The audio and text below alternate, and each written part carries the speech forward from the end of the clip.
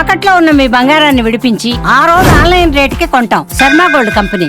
నమస్కారం, సుమన్ టీవీకి స్వాగతం. మార్చి నెల ద్వాదశ రాశుల వారికి ఏ రకంగా ఉండబోతుంది, గ్రహ స్థితిగతులు ఎలా ఉన్నాయి, ఎటువంటి ఫలితాలను ఇస్తున్నాయి, ఎటువంటి పరిహారాలను వీళ్ళు పాటించుకోవాలి, ఈ అంశాలన్నీ తెలియజేసేందుకు మనతో పాటు ఉన్నారు ప్రముఖ జ్యోతిష్య రత్న, జ్యోతిష్య చక్ర వైభవ నిపుణ డాక్టర్ రాళ్లపల్లి రవికుమార్ గారు.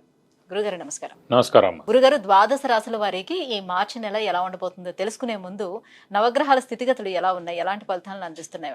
శరదిందు సమాకారే పరబ్రహ్మ స్వరూపిణి వాసరాపీఠ నిలయే సరస్వతి నమస్తే. సుమన్ టీవీ ప్రేక్షకులకు నమస్కారం. మార్చి నెల 2025 నవగ్రహాలు ద్వాదశ రాశుల్లో ఎక్కడ ఉన్నాయి ఇప్పుడు తెలుసుకుందాం. ముందుగా సూర్యుడు వచ్చేసి మనకి మీన రాశిలో ఉన్నారు. అలాగే కుజుడు మనకి మిథున్ రాశిలో ఉన్నారు. అలాగే రాహు వచ్చి మనకి మీన రాశిలో ఉన్నారు. గురువు మనకి వృషభ రాశిలో ఉన్నారు. శని స్వస్థానమైన కుంభరాశిలో ఉన్నారు. బుధుడు నీచస్థానమైన మీన రాశిలో ఉన్నారు. కేతు కన్యా రాశిలో ఉన్నారు. శుక్రుడు మటుకు మీన రాశిలో ఉచ్చస్థానంలో ఉన్నాడు. కాబట్టి ఒకటి స్వస్థానం శని, శుక్రుడేమో మనకి ఉచ్చస్థానంలో ఉన్నాడు మీనంలో. అలాగే నీచస్థానమైన మీనంలోనే బుధుడు కూడా ఉన్నాడన్నమాట. ఇవి నవగ్రహాలు ద్వాదశ రాశుల్లో మార్చి నెల అంతా ఈ స్థానాల్లో ఉంటాయి. గురువు గారు, మీనరాశి వారికి ఈ మార్చి నెలలో ఎలా ఉండబోతుంది? సో మీనరాశిలోనే రవి, బుధుడు, శుక్రుడు, రాహువు, సో 4 గ్రహాలు కూడా మీనరాశిలోనే ఉన్నాయి కాబట్టి సో వీళ్ళకి ఎలా ఉండబోతుంది ఈ మాసం? తప్పకుండా మీన రాశి అనగానే మనకి పూర్వాభాద్ర 4వ పాదం, ఉత్తరాభాద్ర 1, 2, 3, 4 పాదాలు, రేవతి 1, 2, 3, 4 పాదాలు, ఈ నక్షత్రాల సమూహంతో మనకి మీన రాశిలోకి వస్తుంది.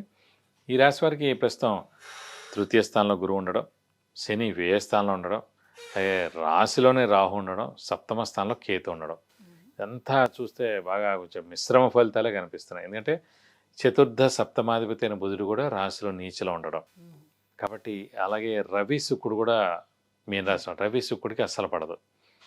సో శుక్రుడు బుధుడికి అస్సలు పడదు. సో ఇలా ఇవన్నీ చాలా కాంబినేషన్స్తో గందరగోళమైన ఇదిలో ఉంది. కాబట్టి వీరు ఖచ్చితంగా మిశ్రమంగా ఉంటుందని చెప్పుకోవాలి. విద్యార్థులు కానివ్వండి, రాజకీయ నాయకులు కానివ్వండి, క్రీడాకారులు కానివ్వండి, పత్రికా రంగం, యూట్యూబ్ రంగం, ఏ రంగమైనా సరే మీన రాశి వారైనా సరే మిశ్రమంగా ఉందని చెప్పుకోవాలి. సో వీళ్ళు శ్రమ, కాలం, ధనం వ్యర్థమయ్యేందుకు అవకాశం ఉంది. రావాల్సిన బాకీలు ఆలస్యంగా వస్తాయి. షూరిటీస్ పెట్టకండి, స్పెక్యులేషన్స్ జోలికి వెళ్ళకండి, మధ్యవర్తిత్వం వహించకండి. అలాగే డబ్బు ఖర్చు విపరీతంగా ఉంటుంది. అలాగే చిన్న చిన్న అనారోగ్య సమస్యలు కూడా ఉండేందుకు అవకాశాలు ఉన్నాయి. ఇంట్లో పెద్దవాళ్ళ చిన్నపిల్లల ఆరోగ్య విషయంలో జాగ్రత్త వహించాలి. సప్తమ స్థానాధిపతి అయిన బుధుడు నీచలో ఉన్నాడు కాబట్టి కొంచెం భార్యాభర్తల మధ్య అన్యోన్యత లోపించేందుకు అవకాశాలు ఉన్నాయి. సో ఈ నెలలాళ్ళే, తర్వాత అన్నీ మెల్లగా సెట్ అవుతాయి. అలాగే ఇమీడియట్ బాస్తో కూడా చిన్న చిన్న ప్రాబ్లమ్స్ ఉండేందుకు అవకాశం ఉంది. వ్యాపారస్తులు మటుకు గడ్డు కాలం అని చెప్పాలి. ఎందుకంటే వారికి చాలా డబ్బు నష్టం, ఆర్థిక నష్టం అయ్యేందుకు అవకాశం ఉంది. కాబట్టి వ్యాపారస్తులకు ముఖ్యంగా ఏంటంటే ఎక్స్పాన్షన్కి వెళ్ళకండి. అలాగే కొత్త వ్యాపారం స్టార్ట్ చేయకండి. ప్రస్తుతం అయితే కనుక 1 ఏడాది దాకా అసలు వద్దు. మళ్ళీ గురువు పంచమ స్థానంలోకి ఎప్పుడైతే వస్తారో అప్పుడు ఏర్పాటు చేసుకోవడం బెస్ట్. కాబట్టి ఈ ఏడాది కూడా వ్యాపారస్తులు ఎవరైనా సరే మిశ్రమంగా ఉందని చెప్పుకోవాలి.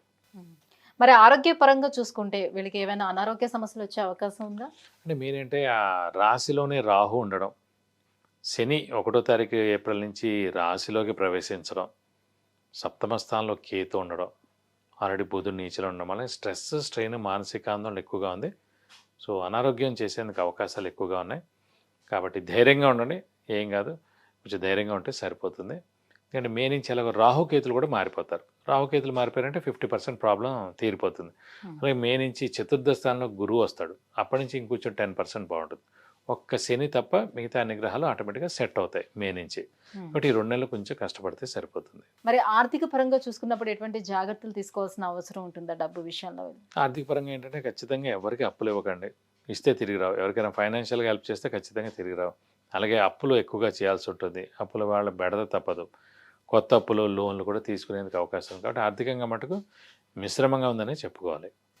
అంటే మీన రాశిలోనే శుక్రుడు మంచి ఉచ్చ స్థితిలో ఉన్నట్టు కదా, మరి అలాంటప్పుడు వీళ్ళకి యోగించే అవకాశం ఉండదని అంటారా? అంటే ఈ రాశికి తృతీయ అష్టమాధిపతి శుక్రుడై రాశిలో ఉచ్చలో ఉన్నాడు కాబట్టి అది మిశ్రమంగా ఉంటుంది. వాడు యోగకారకుడు, అదృష్టకారకుడు, లక్ ఫేవర్ చేసే గ్రహం అయిన వాడైతే హెల్ప్. అంటే ఫర్ ఎగ్జాంపుల్ అంటే మిథున్ రాశికి కన్యా రాశికి, లేదంటే మిథున లగ్నం కన్యా లగ్నం, లేదంటే మకర రాశి లేదంటే మకర లగ్నం, లేదంటే కుంభరాశి లేదంటే కుంభలగ్నం వారికి అయితే యోగకారకుడై వాడు ఉచ్చలో ఉన్నాడు కాబట్టి వాళ్ళకి మేలు చేస్తుంది. మీనరాశికి ఏం మేలు చేయదండి, మిశ్రమంగా ఉంటుంది. మళ్ళీ ఇంకా ఎటువంటి రెమెడీస్ పాటించుకుంటే బెటర్గా ఉంటుంది? ప్రస్తుతం అంటే ఇన్ని గ్రహాల ఇదితో ఉంది కాబట్టి సుబ్రహ్మణ్య స్వామిని ఎక్కువగా ఆరాధిస్తే చాలా మంచిది. ప్రతిరోజు సుబ్రహ్మణ్య స్వామి అష్టోత్తరం చేసుకుంటే మంచిది. వీలైతే ఇక్కడ స్కందగిరి టెంపుల్ అని ఉంది పద్మారావు నగర్, అక్కడ హోమం మరియు అభిషేకం మీ పేరు నక్షత్ర గోత్రనామాలతో ఒకసారి చేస్తే మీకు అన్ని విధాలా మంచి చేకూరుతుంది. విద్య, ఉద్యోగం, వివాహం, వాహనం, ఆరోగ్యం, ఐశ్వర్యం వీటన్నిటి గురించి తెలుసుకోవాలంటే కింద స్క్రోల్ అవుతున్నటువంటి నెంబర్లకి కాల్ చేసి గురువుగారి అపాయింట్మెంట్ పొందవచ్చు. గురుగారు, ఈ మార్చి నెలలో మీనరాశి వారికి ఎలా ఉండబోతుంది, సో ఎటువంటి పూజాది కార్యక్రమాలు చేసుకుంటే కొంత మెరుగ్గా ఉంటుంది, ఈ విషయాలన్నీ కూడా తెలియజేసినందుకు ధన్యవాదాలండి. నమస్కారం.